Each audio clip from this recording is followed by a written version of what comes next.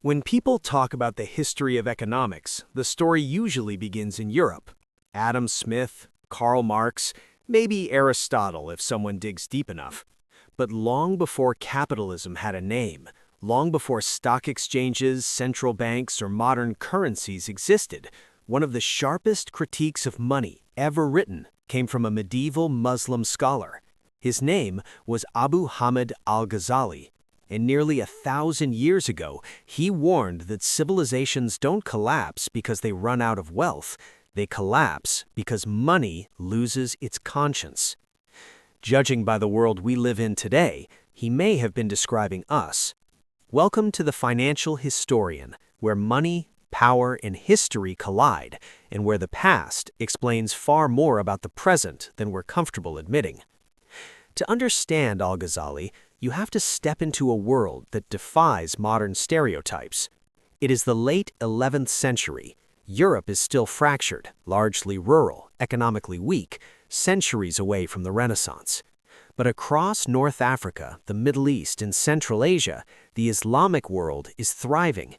Cities like Baghdad, Cairo, Damascus, and Cordoba are global centers of trade, science, law, and finance. Caravans cross continents. Ports link 3 oceans. Gold and silver flow through markets dense with merchants, scholars, and craftsmen. This is one of the wealthiest and most sophisticated economic systems on Earth. And it's precisely because of that wealth that Al-Ghazali becomes concerned. Al-Ghazali was not a rebel on the margins. Born in 1958 in Persia, he rose rapidly through the academic elite. By his 30s, he held one of the most prestigious teaching posts in the Islamic world. He had status, influence, security. But instead of celebrating prosperity, he began to question it. He saw expanding markets, but also rising inequality. He saw wealth accumulating, but trust eroding. He saw people becoming richer, yet societies becoming hollow. So he asked a dangerous question. What happens when a civilization becomes wealthier faster than it becomes ethical? To answer that, he examined something few thinkers of his time dared to analyze seriously: money itself. For Al-Ghazali, money was never meant to be an object of desire. It was not supposed to be worshipped, collected, or admired. Money, he argued, was a tool, nothing more. He famously compared it to a mirror.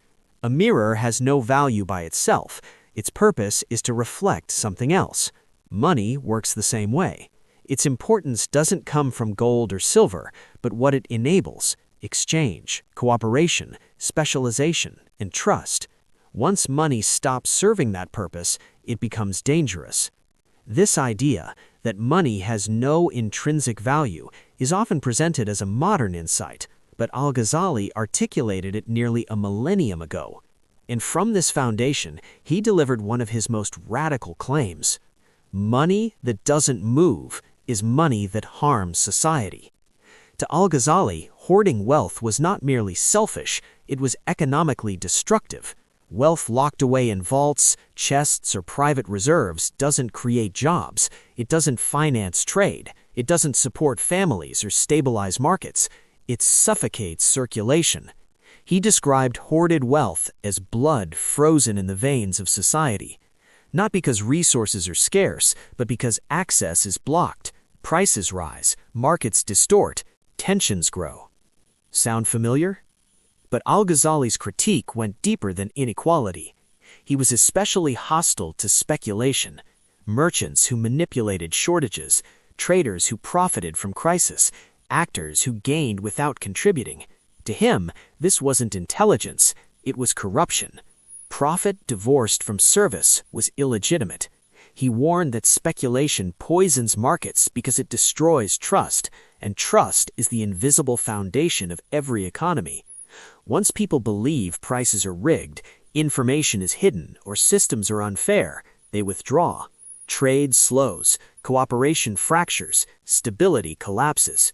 Long before economists invented terms like moral hazard or information asymmetry, Al-Ghazali was describing their consequences in plain language. And yet, this is crucial, he was not anti-business. He believed deeply in trade. Markets, he argued, are natural. Commerce is necessary. Wealth can be honorable. His problem wasn't profit. His problem was dishonesty. False weights, hidden defects, manipulated information, broken promises. An economy, he believed, only functions when participants trust one another. Once that trust disappears, no amount of regulation or enforcement can fully restore it. Markets don't fail first on spreadsheets. They fail in human behavior. This emphasis on behavior led him to another powerful insight. Labor has moral weight. Wealth earned through effort strengthens individuals and societies. Wealth gained through manipulation weakens both. Not because effort is morally superior, but because contribution builds resilience, while extraction builds fragility. Societies grow strong when people add value. They decay when too many people learn how to take without giving. Al-Ghazali also turned his critique upward toward the state. Medieval rulers, like modern ones, often faced budget pressures. Their solution was simple: dilute the currency, reduce the gold or silver content of coins, spend more without raising visible taxes. Al-Ghazali condemned this practice without hesitation. To him, currency debasement was theft. It punished ordinary people first, it destroyed confidence in markets, and it destabilized the economy from the top down. A ruler who manipulated money, he argued, was stealing from his own people, slowly, invisibly, and deliberately. History would prove him right. He predicted that when governments abuse currency too often, citizens will abandon it. They will seek stronger money, foreign coins, hard assets, anything more trustworthy. 1,000 years later, this pattern repeats endlessly, from Weimar Germany to Zimbabwe, from Argentina to Venezuela. Different eras, same outcome, because money is not just metal or paper, it is belief, and once belief collapses, money becomes meaningless. But Al-Ghazali understood something even deeper. People don't hoard only because they're greedy, they hoard because they're afraid. They don't speculate only because they want profit, they speculate because they see others doing the same. Corruption spreads socially. When leaders cheat, merchants feel justified cheating customers. When institutions fail, individuals stop behaving responsibly. Dishonesty at the top cascades downward like a disease. This is why Al-Ghazali reached his most devastating conclusion. A society can survive poverty, but it cannot survive corruption. Economic collapse, he argued, is rarely about resources. It is about trust.